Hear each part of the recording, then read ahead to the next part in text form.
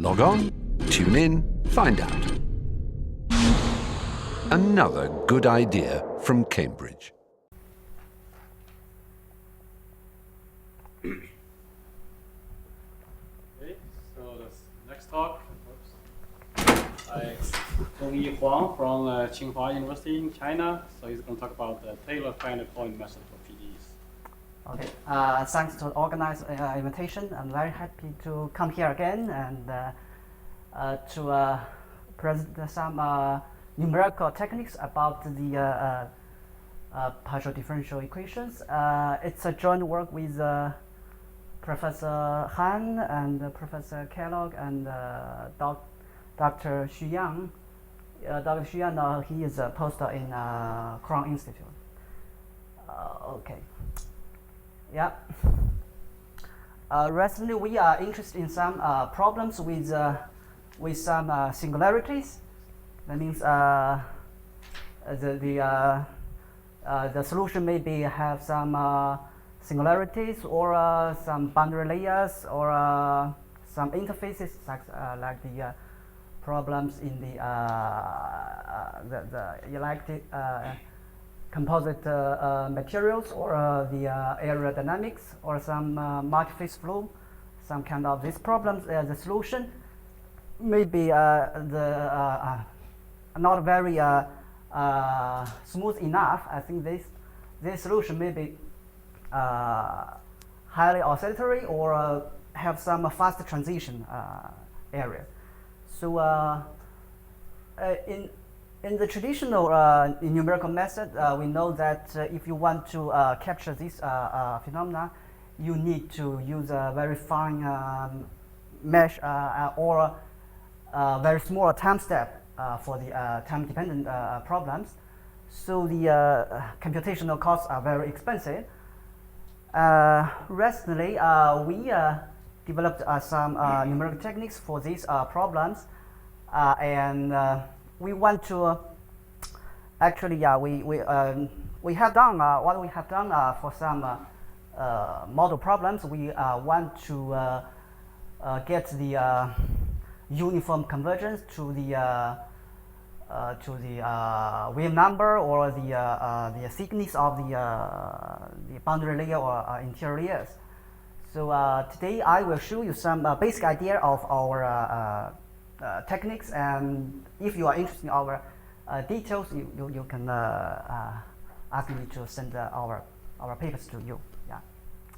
So now today I will talk about two types of problems. One is singular perturbation problems, and another one is wave propagation problems.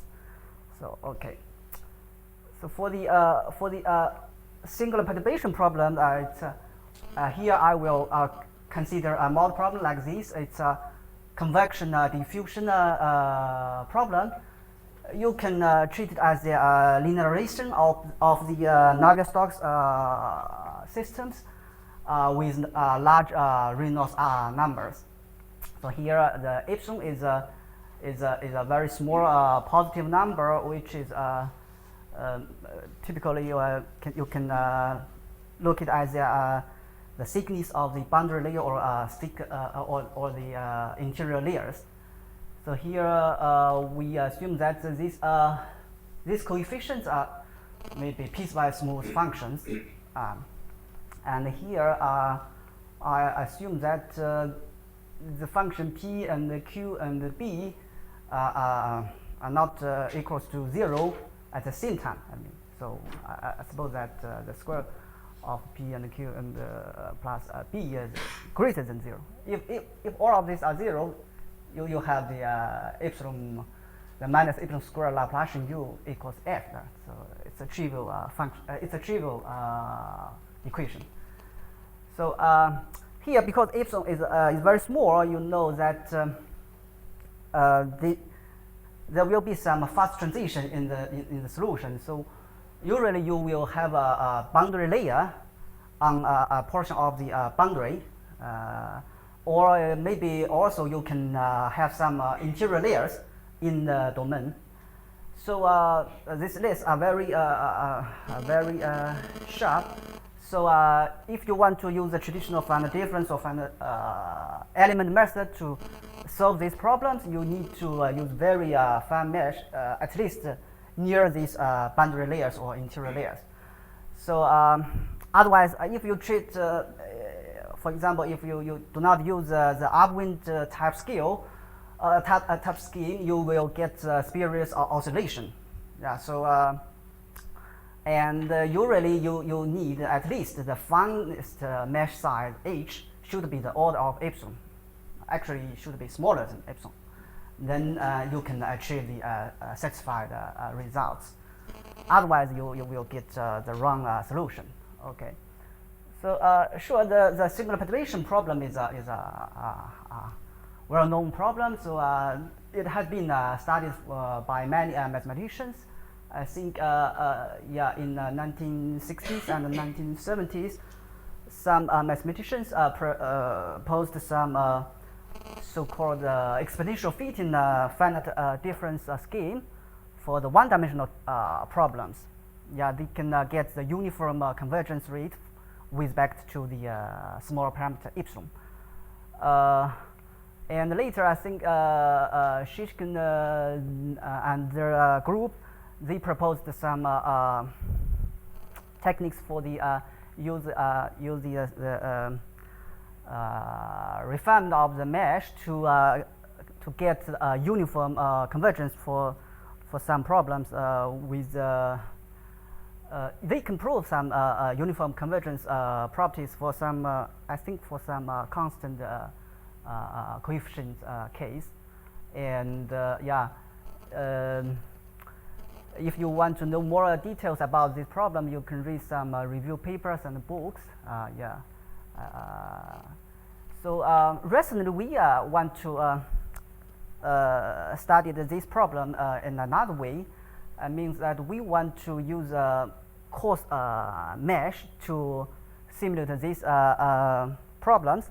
We want to reconstruct the boundary layer or interior layers and on the coarse mesh compared to the small epsilon. That means, and we want to get a uniform convergence rate with respect to the smaller epsilon. So that means we call our method tailored finite point method. That means we want to use some better basis function instead of the piecewise polynomials.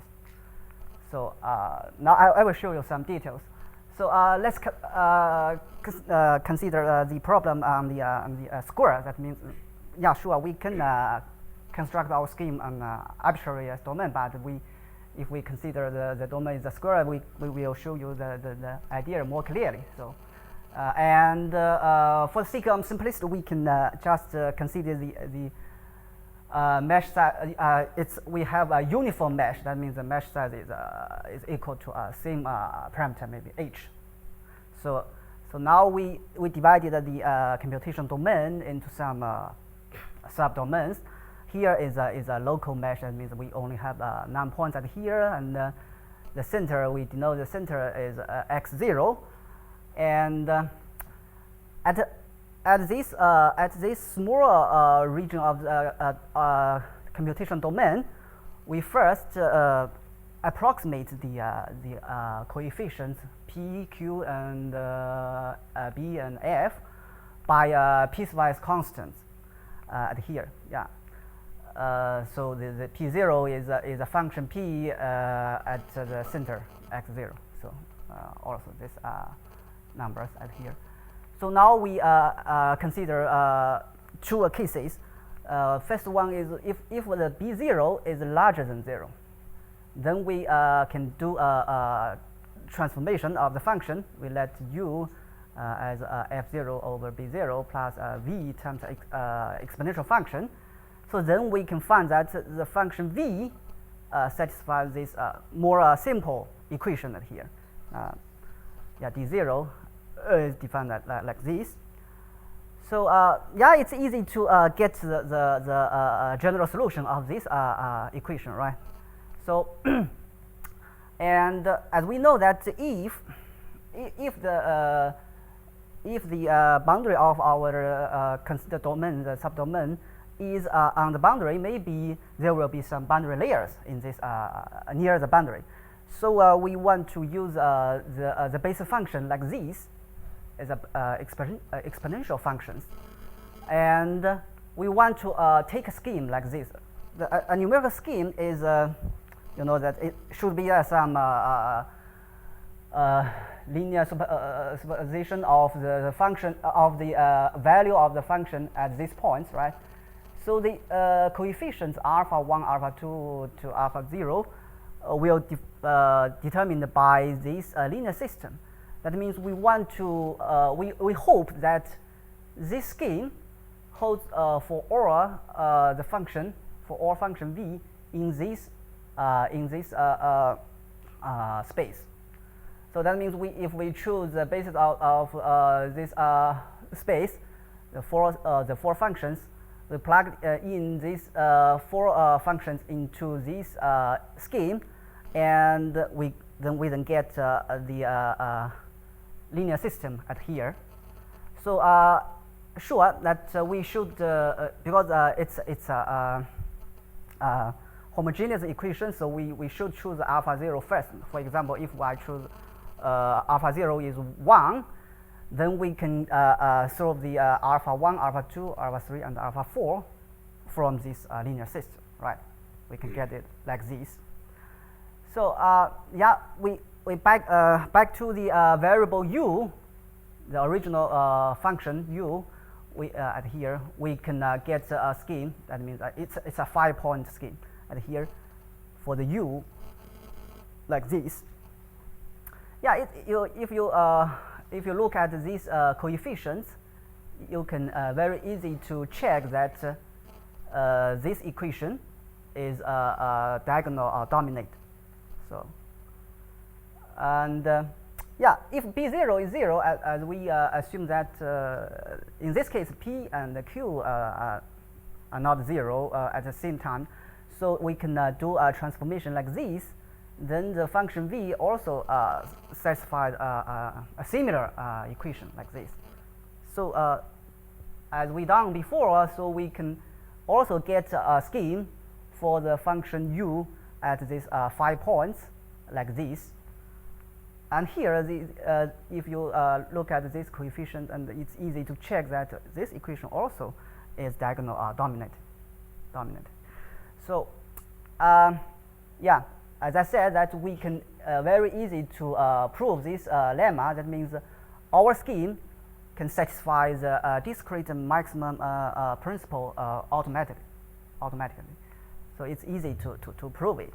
Yeah, you can just check this function is greater than 0. So because it's 0 at the boundary, and the derivative is larger and equal than 0, so you can very easy to check that this function is larger than 0. So the those equations are diagonal dominated.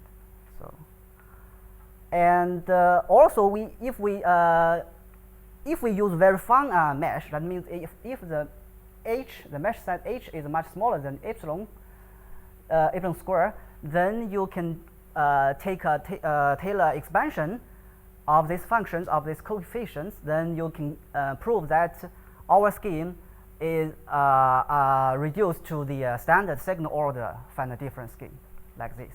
Yeah, that means if h goes to 0, our scheme is a second order scheme. Yeah, it can be reduced to the standard finite difference scheme. Yeah. And now as we said before, we want to use this scheme on a coarse mesh. That means h will much larger than epsilon. So we want to make some error analysis of our scheme on the coarse mesh. So for the truncation error, we can get the truncation error like this. Yeah, and as I said before, we will assume that our mesh h is much larger than epsilon. For example, we can assume that the epsilon over h is smaller than the h to power of some gamma 0, well, gamma 0 is larger than 0, is a constant. So from some asymptotic expansion of the solution U, especially for some constant coefficient case, we can easily get our truncation error is bounded by this formula. So here, because h is much larger than epsilon, so here we have an exponential term, where here the alpha is a constant independent of epsilon, is a positive number. So as epsilon goes to 0, this term will go to 0 very fast. So that means our truncation error is uniform with respect to the epsilon, the smaller parameter epsilon. Yeah. So yeah, it's similar to we can study for another type scheme, the equation 19. It's similar to before. We can also prove that the truncation error is bounded by this term.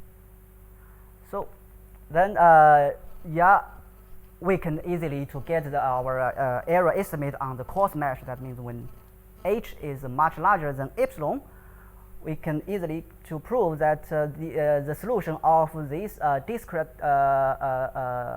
scheme and the exact solution of our previous problem, we can easily prove that the error between the approximation and the exact solution on the mesh grid is bounded by this term. Yeah, because of the our scheme satisfies the discrete maximum principle, so it's easy to prove it. The error on the mesh grid is smaller than this term. So yeah, that means yeah, as we said before, when epsilon goes to 0, yeah, this term is bounded, right, by the first order of mesh set. Is bounded by a constant times h. And when h goes to 0, as we said before, our scheme is a second order scheme. So that means our scheme is a asymptotic preserving method, right? Okay. And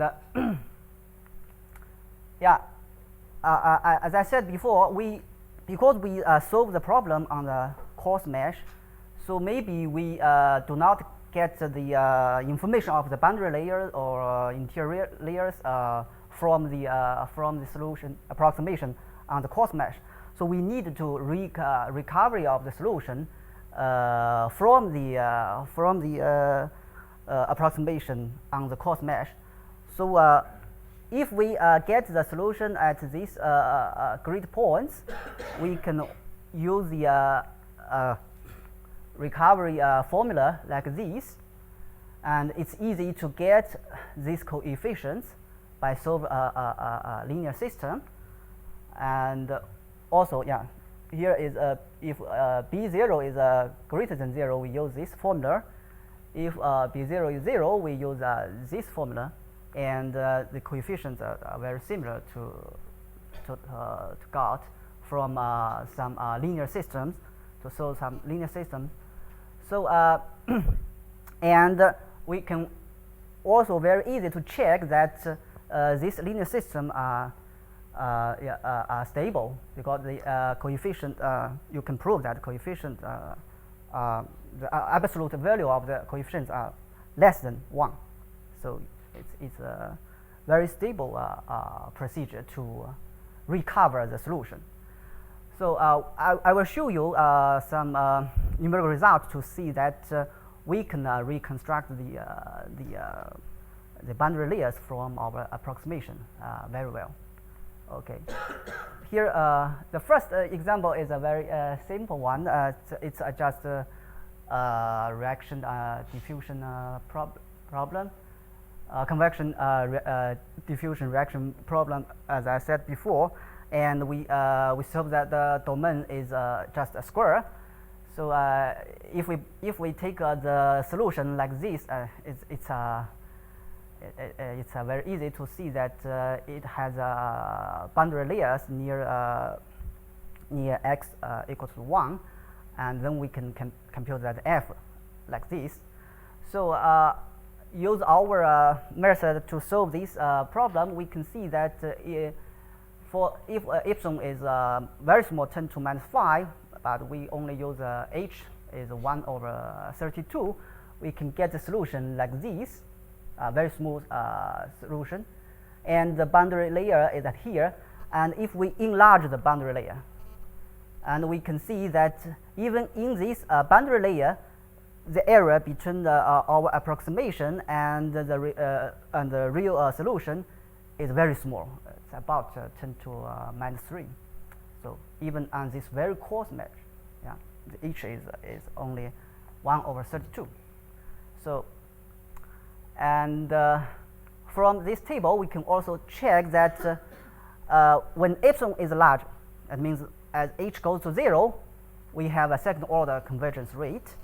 And if epsilon is very small, that means h is much larger than epsilon, our method still can have the very well approximation as we analyzed before. That means the error is bounded by constant times h, something like that.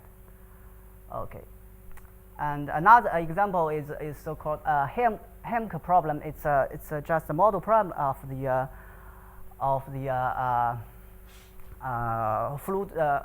flew around the obstacle like this.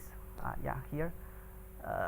Here B is a obstacle, and we have a flew around this. So we know that there should be a boundary layer here, and they will be, if the epsilon is very small, there will be two interior layers at here.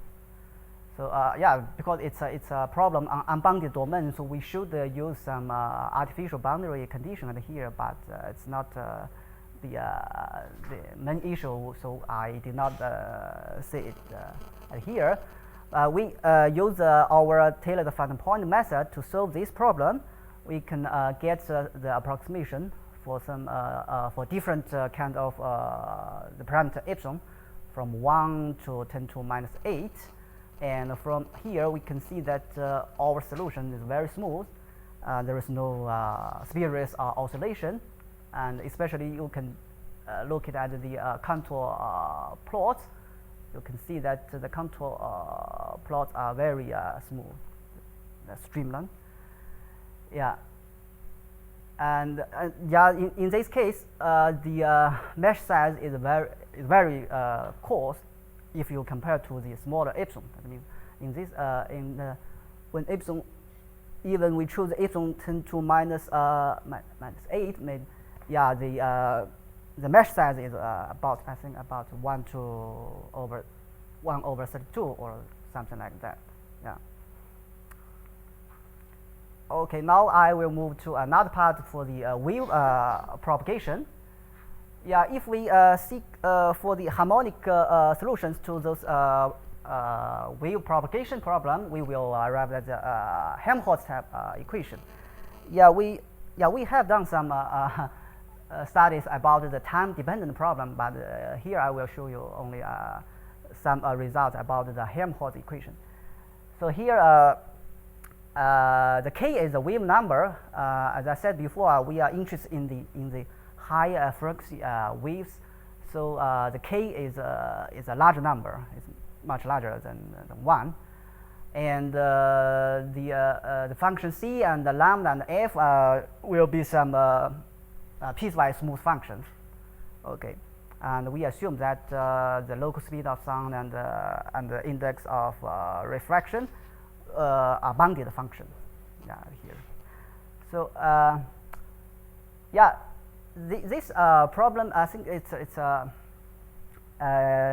very difficult problem in the numerical simulation. I think Bob Sugar and Keller have mentioned these difficulties before. They said that it's very extremely difficult, especially for the inhomogeneous media. That means the coefficients are not constant. yeah, we can find some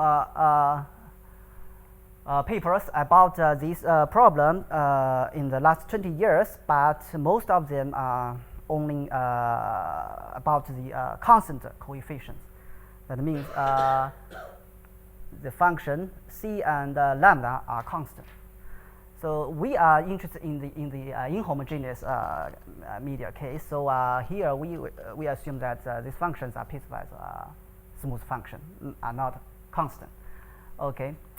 So we hope that our method can get the uniform convergence rate with respect to this wave number, and we hope that our method can have high accuracy even for the problems with interface. That means that the coefficients are discontinuous. So now I will show you some basic ideas to deal with this problem. Yeah, basically we have done some studies on one-dimensional case, and for higher dimensional problem, we got some results, but still that project are still ongoing. So here I will show you some one-dimensional results. Here let's consider the problem like this, and as I said before, because the coefficients are piecewise smooth, so we know that the function should be continuous, and the c squared times the derivative of u are continuous. That means the derivative of u may be discontinuous in the interior of the domain, especially on the interface. So yeah, it's easy to do a transformation like this. We can reduce this problem like this. So here now, because we move this c to the coefficient at here, so we know that for this problem, the u and the derivative of u are continuous. Okay. And yeah, as we said before, we assume that the function are piecewise smooth. So, and in each subdomain, the derivative or the absolute value of the m and the derivative of m will should be bounded. So we assume that we have this condition, and then for this continuous problem, we know for the constant coefficient case, Cummins and Feng give a sharp regularity estimates on this Helmholtz equation. Yeah, 5 years, maybe 5 years ago, and we also prove that for the Helmholtz equation with various coefficient case, we still have this stability analysis. At least to my knowledge, I think our result is the first result about the Helmholtz equation with various coefficient, not a constant coefficient. Okay, so yeah, it's certainly these results are consistent with their results in the constant case. Now let's describe our numerical scheme on this Helmholtz equation. So let's take a partition of the computational domain, and suppose that the C J are the grid points. So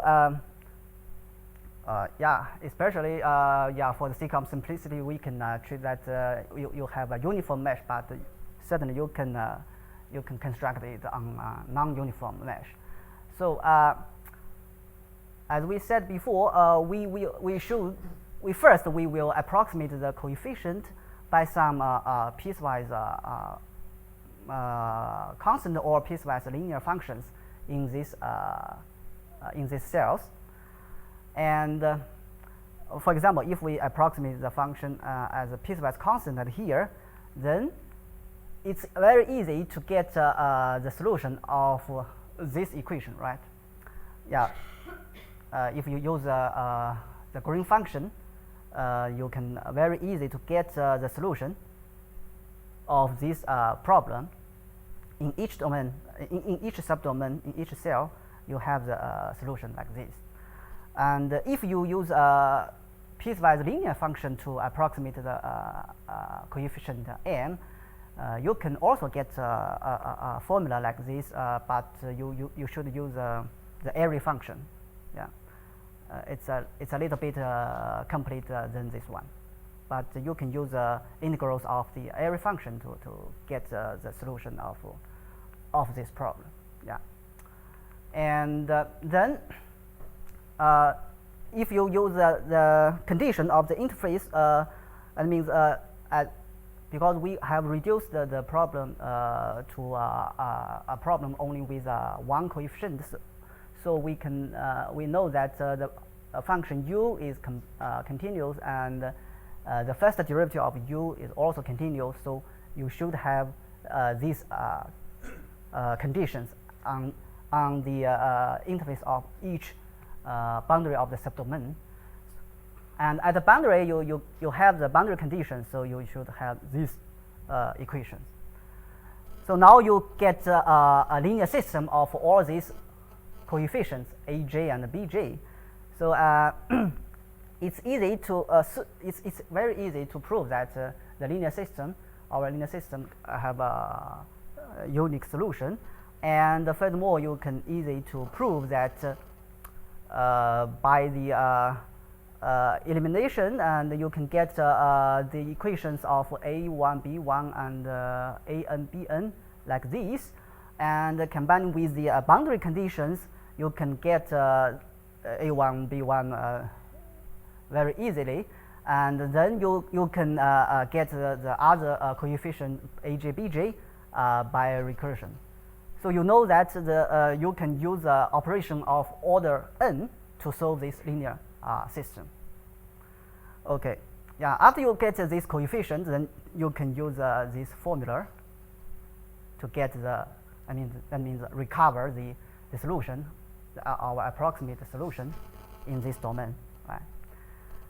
Okay, so and here for our discrete problem, we also have this stability analysis.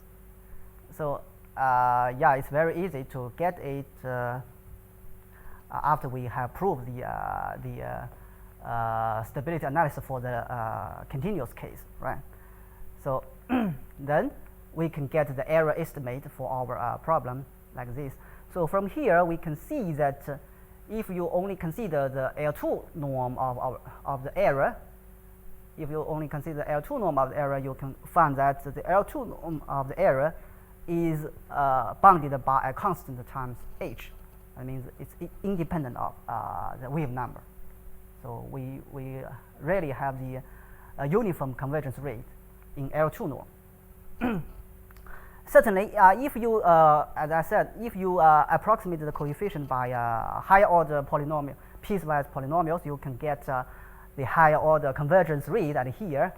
Yeah, for example, if you use the piecewise linear function, you can get a second order convergence rate at here. Yeah. Now I will show you some numerical examples. Yeah. Here I will use some notations like this. The first one is a very simple case. That means we have a piecewise smooth coefficient, and because this coefficient is just the inverse of this coefficient, so after we do the transformation, we know that the coefficient m is a constant. So as m is constant in our numeric scheme, that we know we can get the exact solution by our numerical scheme. That means because we use the Green function of the constant coefficient case, so if the original problem can be reduced to a problem with constant or maybe a piecewise linear function, then we know that we can get the exact solution by our scheme. So from this table, we know that because these coefficients are piecewise smooth, that means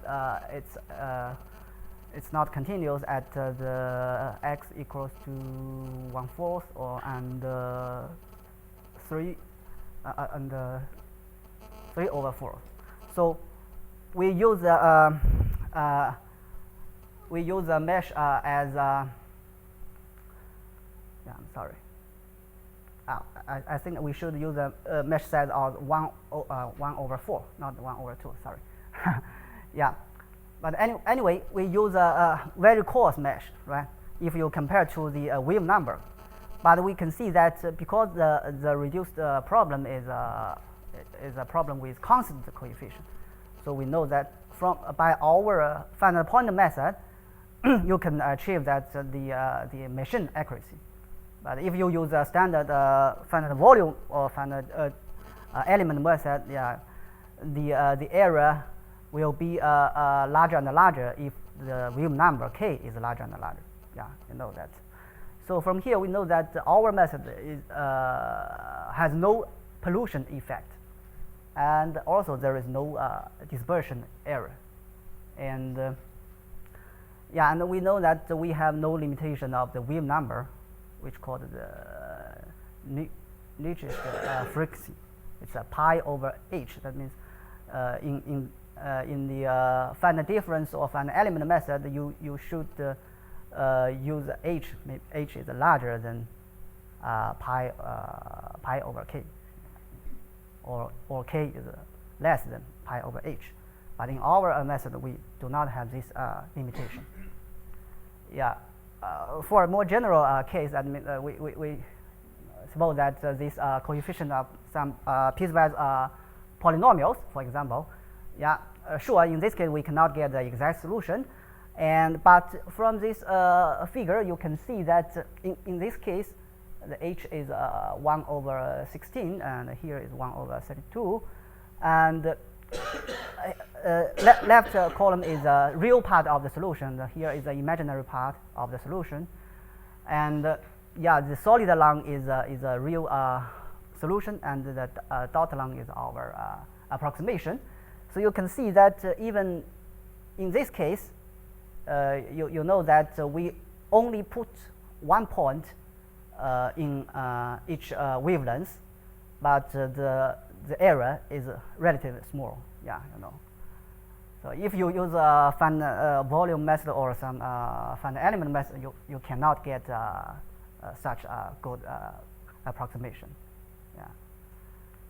And yeah, here I will show you some interface problems. That means we suppose that the solution has some jump conditions in the interior of the domain, and the U is not smooth, even at the interior domain.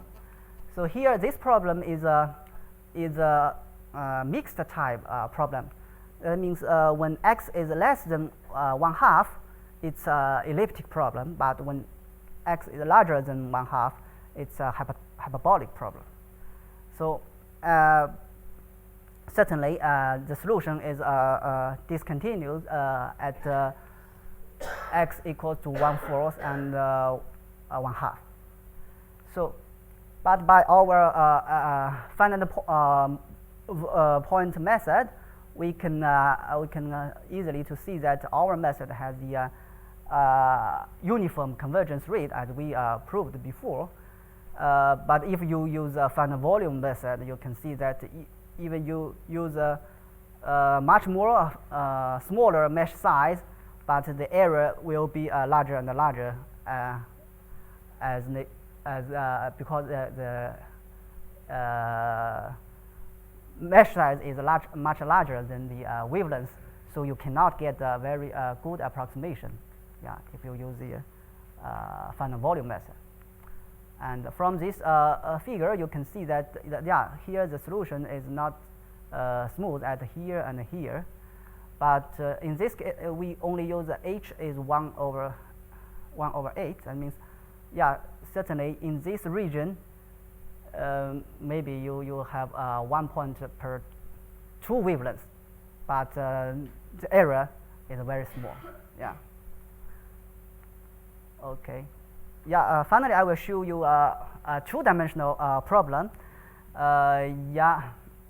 Here I only show you the coefficient is dependent on one variable. For example, if you consider a problem like this, here the function n is only dependent on x, not dependent on y.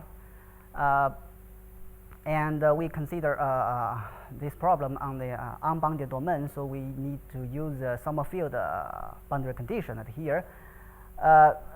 Yeah, for this problem, if we use a well-known WKB method to solve this this problem, if we suppose that k is much larger than 1, yeah, we use WKB technique to try to, sorry.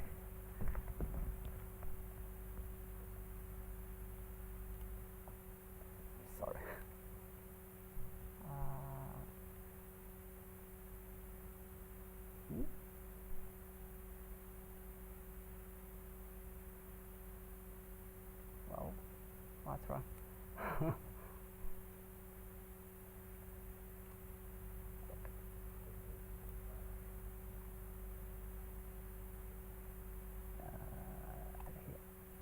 Okay. Sorry. Here. Yeah. Yeah. If you use the WKB technique to solve this problem, you know that there should be some, there maybe exists some caustics for this asymptotic expansion, right?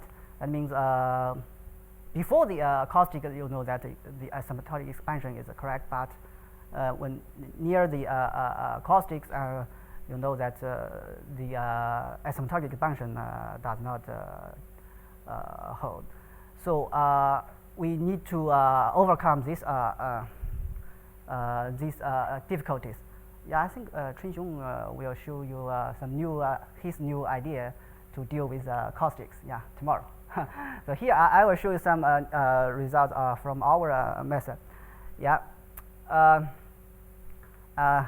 As I said before, if we combine the technique with the Helmholtz equation in one dimension and we extend it to the two-dimensional case, yeah. For example, first we consider the function of n is a linear function here. Yeah, we know that from the Benamos papers, we know that if you use WKB techniques, you will have a caustic at x equals 3 over 4. But by our tailored final point method, you can get the solution very smoothly at here.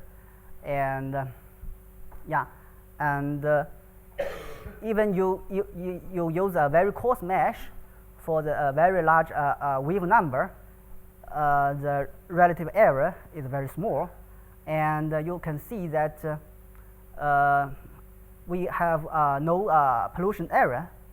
That means because here we use piecewise linear approximation for the coefficient, so we have a second order convergence rate at here, right? So whatever k is small or large, we still have a second order convergence rate.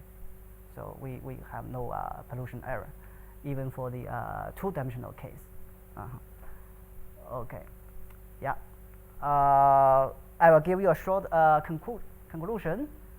Yeah, here I introduce some our numerical results about the simulation of some problems with singularities or some such like the boundary layers, interior layers, or the high frequency waves. And because our method uses some local basis which has the particular properties of the original problem, so we can approximate the solution very well, even near the singularity points. So for the singular perturbation problems, we can prove that our method can satisfy the discrete maximum principle automatically, and we can prove that our method have a uniform convergence rate and coarse mesh, at least for some simple cases. And yeah, we also done some numeric study for some higher order elliptic problems. For example, for the fourth order singular perturbation problems, we can get some very good approximations. And for the time dependent problem, we also have some results, but yeah, still ongoing. So for the wave problem, wave equations, we proved that at least for the one-dimensional case, our method has uniform convergence rate with respect to the wave number in L2 norm, and our method, at least in the numerical examples, we can see that our method is free of the pollution effect. So, okay, thank you.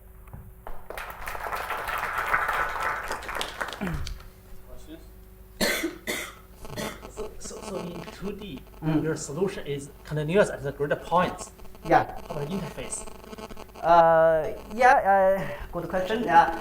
At least we did not show the mesh of the higher dimensional case. That means, yeah, we cannot use only maybe the square or cubic very simple computational domain, and we need to use maybe the polygon type computational cell.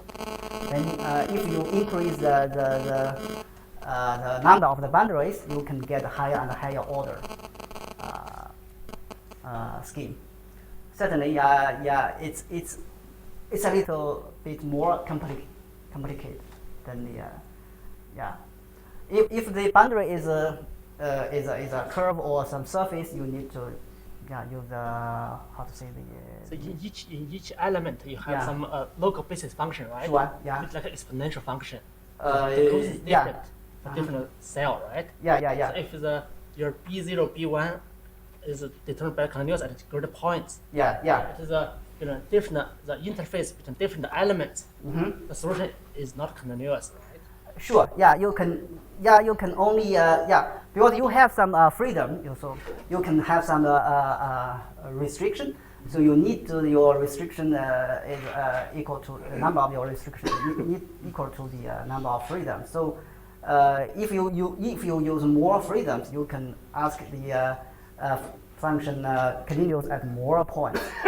But for example, if you use a piecewise constant, you can only have one restriction in each boundary, I think. But you can increase the freedom, then you can have more restriction. Then your solution should be more smoother. Yeah, somehow like the how to say non-conformal element. Yeah, right. Do you do anything for time dependent problem? Yeah. We done something about the wave equation and heat equation. Yeah, and we have proved some things. For example, for the time dependent problem, we can get the how to say the unconditionally stable scheme, and you can solve it explicitly. So it's very, I think it's good. Yeah, if you compare to the traditional finite difference scheme or finite element scheme. If the completely depends on time, then you have to check. Sure. Yeah, you need to update your scheme time by time, step by step. Yeah. All right. Maybe we will miss that part, but so in your first part, when you were analyzing the error, Mm-hmm. you said the example you gave is the P. So so px plus qy. Yeah. P is constant. Yeah. But if it's not constant, then you have to. Yeah, good question. But even for the continuous case, when p and q are not constant, we cannot use a very simple asymptotic analysis to get the property of the exact solution. You know. So yeah, I should show you some pictures about the interior layers. That means even in the continuous case, if you change the coefficient very slightly, you can get quite different interior layers. So it's very hard to analyze these cases. You know, yeah, it's very hard to see that if you have a variance case, coefficient case. So it's very hard to determine the position of the interior layers and the shape of the interior layers. So yeah, so far at least to my knowledge, I think it's very hard. Yeah, I asked some experts on the asymptotic analysis, but they have some results, but yeah, it's very hard to do it. So yeah, for the numerical scheme, in the numerical case, you know, we can get a good approximation, even we do not know the position of the interior layers, but we can, by our method, we can recover it. But we cannot prove that our method can have a good approximation in a special case. Yeah, we cannot prove it. Yeah. No question? Now let's thank all speakers this afternoon.